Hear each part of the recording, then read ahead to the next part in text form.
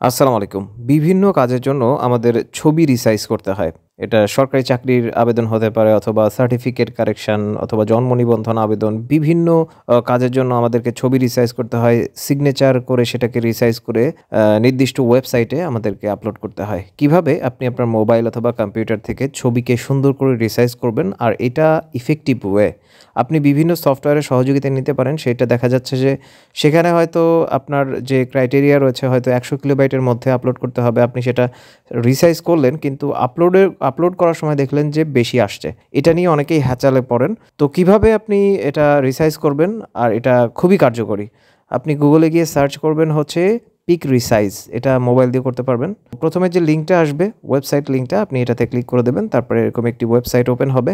তারপরে আমাদেরকে একটু অপেক্ষা করতে হবে যে এরকম একটি অপশন আসবে যেখানে ফাইলটাকে সিলেক্ট করতে বলা হচ্ছে। আপনি যখনই এটাতে ক্লিক করবেন তখন আপনার মোবাইল অথবা কম্পিউটারে যে গ্যালারিটা রয়েছে সেখানে নিয়ে যাওয়া হবে। আমি আমার যে ফাইলটা আমার কম্পিউটার থেকে সেটাকে সিলেক্ট করে দিচ্ছি। আমি আমার ছবিটাকে সিলেক্ট করে দিলাম। সিলেক্ট করে দেওয়ার পর একটু অপেক্ষা করবেন। একটু সময় নেবে, হ্যাঁ? ওইটা আপলোড হবে যেহেতু মানে ছবিটা আপলোড হবে। এজন্য একটু এরকম আসবে। দেখুন আমার ছবি চলে এসছে। তো এখন আমাদেরকে ছবিটাকে একটু কেটে নিতে হবে, ক্রপ করে নিতে হবে। আমরা নির্দিষ্ট যতটুকু আমাদের দরকার। আচ্ছা এটা না, আমরা এরকম করে নেব। তো যেহেতু আমি সরকারি চাকরির জন্য আপনি হয়তো আবেদন করছেন।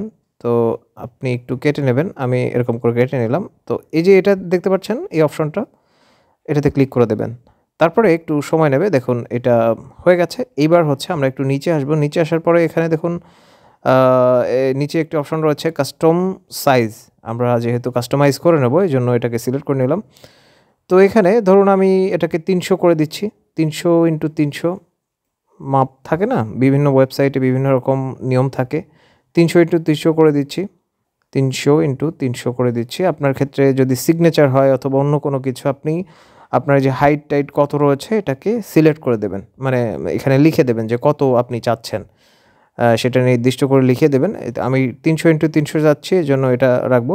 আর ফরম্যাটের একটা ব্যাপার রয়েছে। আপনি কোনটা চাচ্ছেন? জেপিইজি চাচ্ছেন না জিআইএফ চাচ্ছেন অথবা পিএনজি চাচ্ছেন আপনি সেটাকে সিলেক্ট করে দেবেন।